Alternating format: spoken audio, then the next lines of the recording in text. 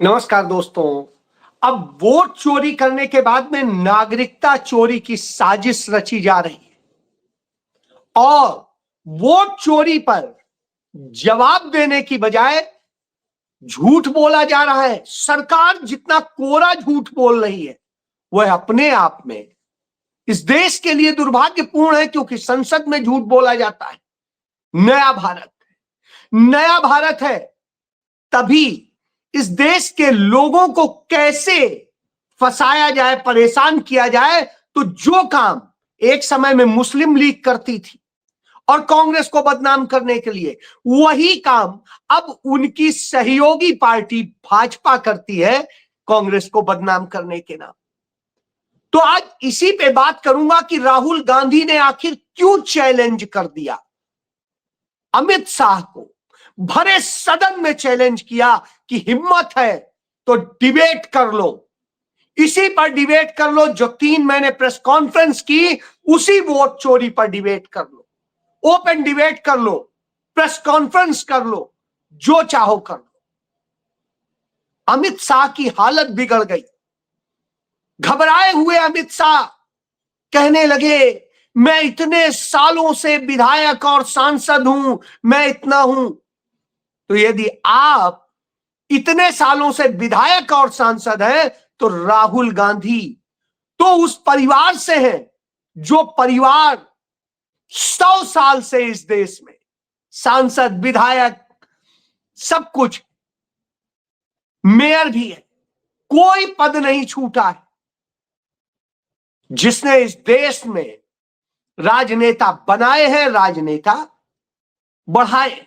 जी हां, तो आज यह बात करना बनता है, क्योंकि संसद जब झूठ का केंद्र बन जाए तो बात करनी चाहिए।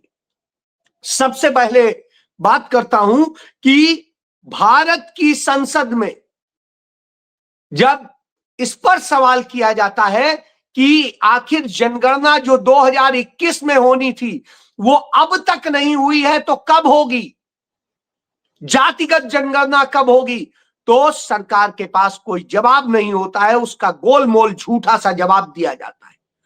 और जब दोबारा सवाल किया जाता है तो सरकार कहती है कि अब हम डिजिटल जनगणना कराएंगे, डिजिटल जनगणना कराएंगे।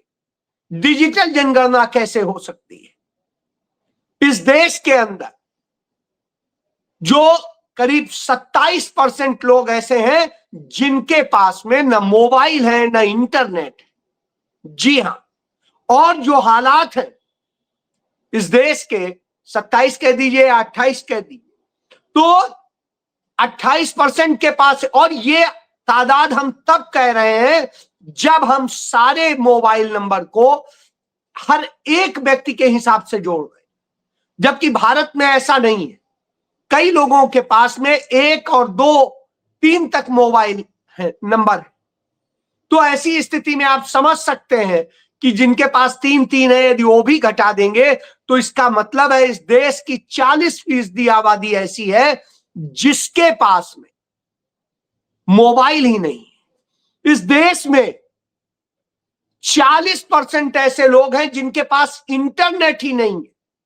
तो जिनके पास मोबाइल नहीं है, जिनके पास इंटरनेट नहीं है, जो जंगलों में रहते हैं, जो दूसरी जगह रहते हैं, डिजिटल जनगणना कैसे होगी? यानी उन गरीब गुरबों को, उन पिछड़ों को, उन आदिवासियों को, उन अल्पसंख्यकों को, उन कमजोर वर्ग को, दबे कुचले लोगों को भारत के नागरिकता से ही वंचित कर देना है, उनकी नागरिकता चोरी कर लेना है। जी हां, यह साजिश नरेंद्र मोदी सरकार ने रची है और इसका जवाब संसद में दिया गया है। और यह संसद में जवाब दिया है मंत्री ने, नित्यानंद राय ने।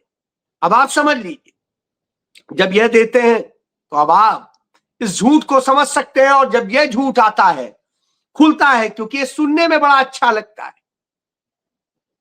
उन देशों के लिए अच्छा लग सकता है जहां 100% मोबाइल कनेक्टिविटी है, इंटरनेट कनेक्टिविटी है, लेकिन भारत ऐसा देश तो नहीं है। भारत कितने बीहड़ों में, किन किन स्थितियों में जीता है यह हमें जानने की जरूरत है। ऐसी स्थिति में दलितों, पिछड़ों, आदिवासियों, अल्पसंख्यकों को की बड़ी तादाद को नागरिकता से बाहर कर देने का यह भी खेल हो रहा है। तो अभी वोट चोरी चल रही थी, अब यह चलेगा। और जब अमित शाह से यह पूछ दिया गया कि यह तो बता दीजिए कितने घुसपैठिया हैं इस देश के अंदर, तो घुसपैठियों की संख्या भारत सरकार नहीं बता पाती है, अमित शाह नहीं बता पाते। और जब घुसपैठियों की संख्या नहीं बता पाते हैं, तब सवाल आता है कि फिर है क्या इस देश के अंदर, क्या कर रहे हैं आप? असल में आप इस देश के लोगों की नागरिकता, स्वतंत्रता छीनना चाहते हैं। और ऐसी स्थिति में एक चीज सामने आती है कि जो चुनाव आयोग है वो वोट चोरी में माहिर है, इसीलिए 3,60,000 वोटर ऐसे हैं जिनके डुप्लीकेट जो है या तो एपिक नंबर है और या उनके डुप्लीकेट आइडेंटिटी, मतलब एपिक नंबर्स के जो तमाम और दूसरे केसेस हैं। इनमें आंध्र प्रदेश सबसे ज्यादा है, जहां पर सबसे ज्यादा डुप्लीकेट वोट भी है, एपिक नंबर्स भी है। जी हां, इसके बाद में हम देश में देखेंगे, चाहे अरुणाचल प्रदेश हो, आसाम हो, बिहार हो, गोवा हो, गुजरात हो, हरियाणा हो, हिमाचल प्रदेश हो, कर्नाटका हो, केरला हो, मध्य प्रदेश हो, महाराष्ट्र हो, इस तरह से पूरे देश में जो टोटल जो वोट पाए जाते हैं कि डुप्लीकेट जो आइडेंटिफाई किए जाते हैं, डुप्लीकेट एपिक नंबर्स जो किए जाते हैं, वो 6,53,958 है। और जो अदर्स वोट्स जो है डुप्लीकेट एपिक नंबर्स के जो डिलीट किए गए, वो किए गए सिर्फ 3,26,979। यानी अभी भी 3,60,000 डुप्लीकेट एपिक नंबर्स हैं, वोटर्स हैं।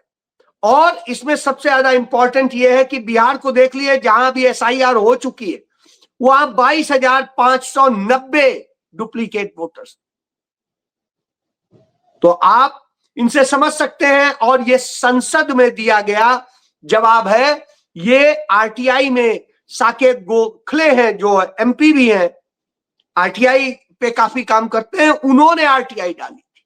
उस RTI के जवाब में ये बात कही गई। यानी एक तरफ वोट चोरी करने के लिए आप ये करेंगे और दूसरी तरफ झूठ बोलेंगे।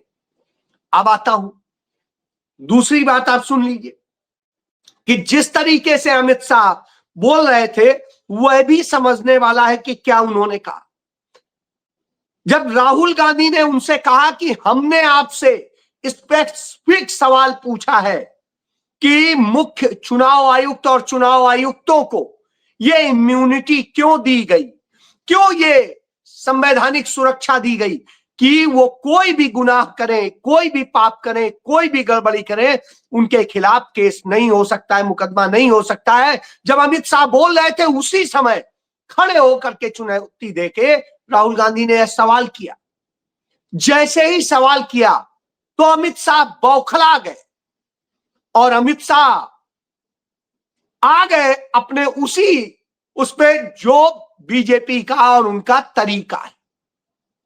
वो बातचीत में उन्होंने यह भी दिखा दिया कि वो तड़ी पार है, और तड़ी पार का संदेश उन्होंने दिया। जब बात कर रहे थे तो उन्होंने कहा साला, ऐसे गाली दिए बिना कोई गुंडा बात नहीं कर सकता है।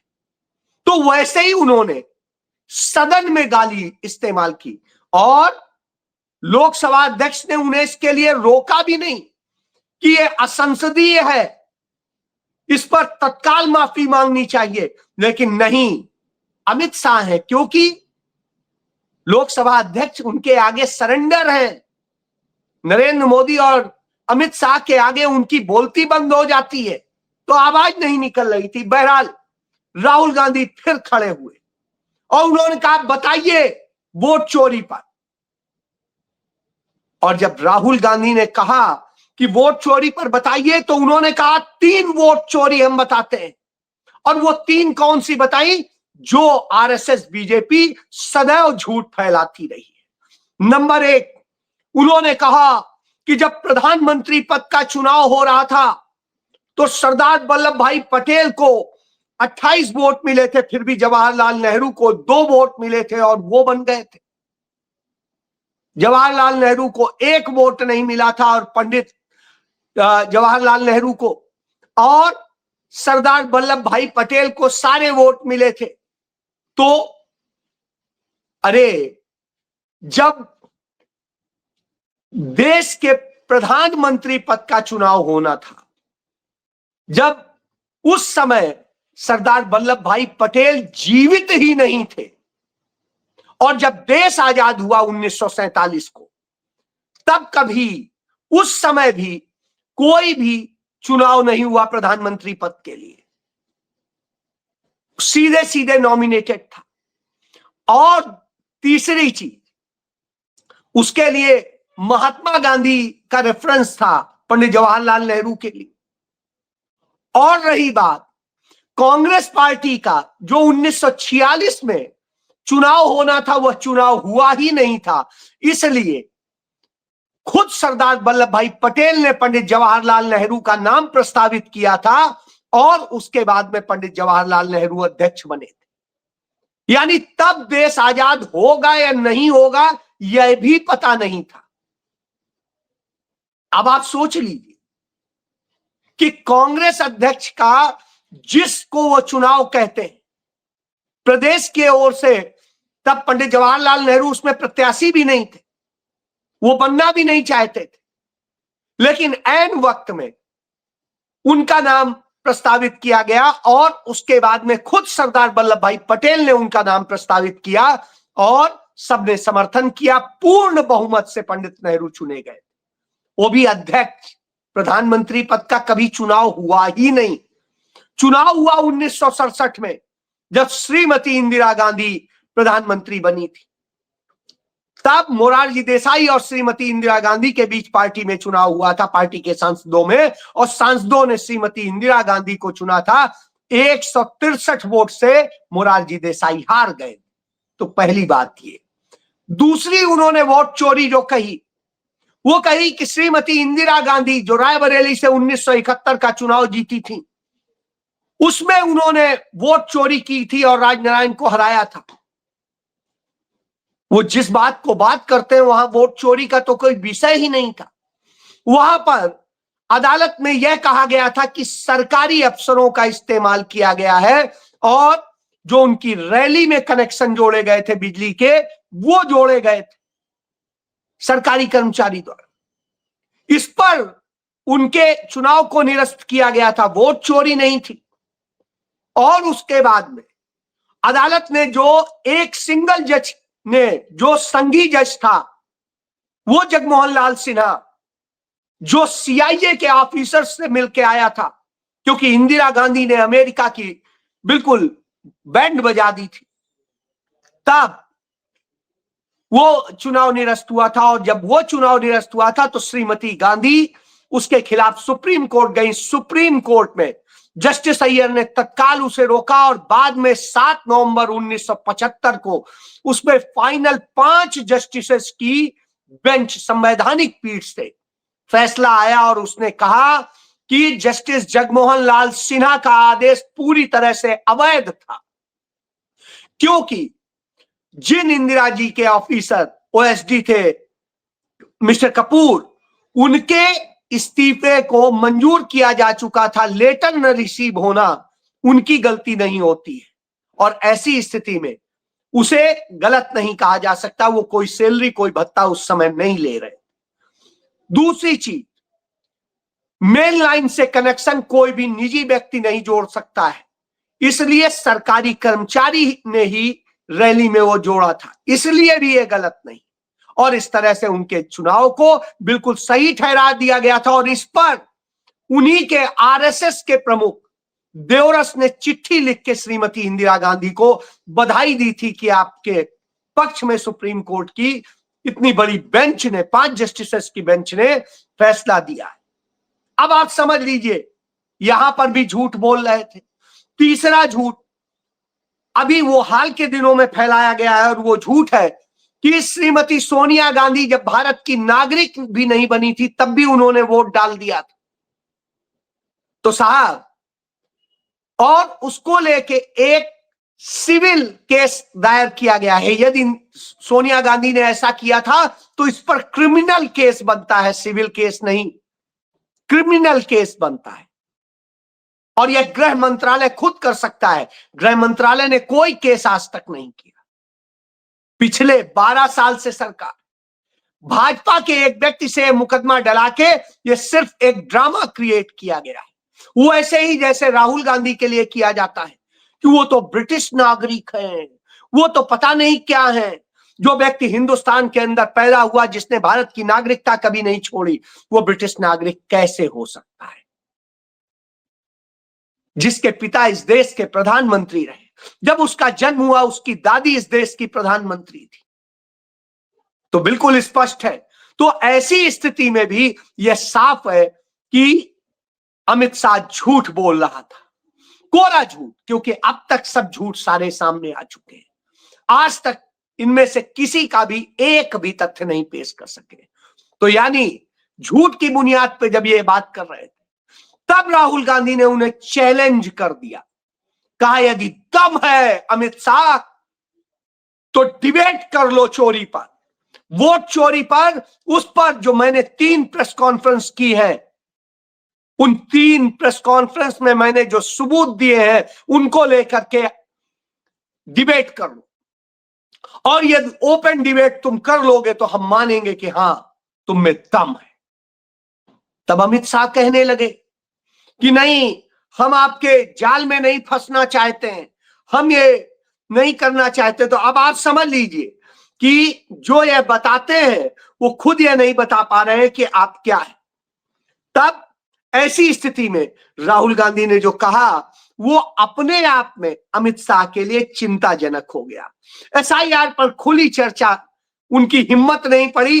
तब अमित शाह ने कहा कि विपक्ष के नेता तीनों प्रेस कॉन्फ्रेंस का जवाब भी दूंगा, पर एक शादी वाली, एक एटम बम वाली, एक हाइड्रोजन वाली। इसी दौरान राहुल गांधी ने गृह मंत्री को जो टोका उससे घबरा गए। कि हरियाणा का उदाहरण उन्होंने जो दिया कि किस तरीके से उसको लेके राहुल गांधी ने अमित शाह को एसआईआर पर जो प्रेस कॉन्फ्रेंस में डिबेट की चुनौती दी, उस पर शाह ने कहा 30 साल से मैं सांसद और विधायक हूं, चुनकर आ रहा हूं, ऐसा कभी नहीं हुआ। मेरे बोलने के क्रम में मैं तय करूंगा, आप नहीं। राहुल गांधी ने कहा यह डरा हुआ घबराया हुआ रेस्पॉन्स है, डरा हुआ घबराया हुआ गृह मंत्री का रेस्पॉन्स है, सच्चा रेस्पॉन्स नहीं है।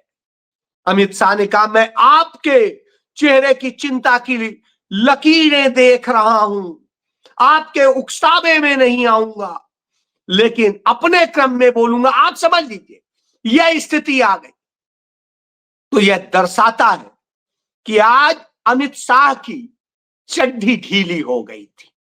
राहुल गांधी ने उनको वह टी शर्ट पहन के जो चैलेंज किया है, उसके बाद उनकी हवाइयां उड़ी हुई थी और उनके बचाव में लोकसभा अध्यक्ष से लेके पूरा सत्ता पक्ष जमा हुआ था। जी हां, इतना डर है एक अकेले राहुल गांधी से, टी शर्ट पहने हुए राहुल गांधी से, उस राहुल गांधी से जिसने सच इस देश के सामने रख दिया है, तथ्यों के साथ, सबूतों के साथ। ये घबराई हुई सरकार जवाब क्या देगी? जय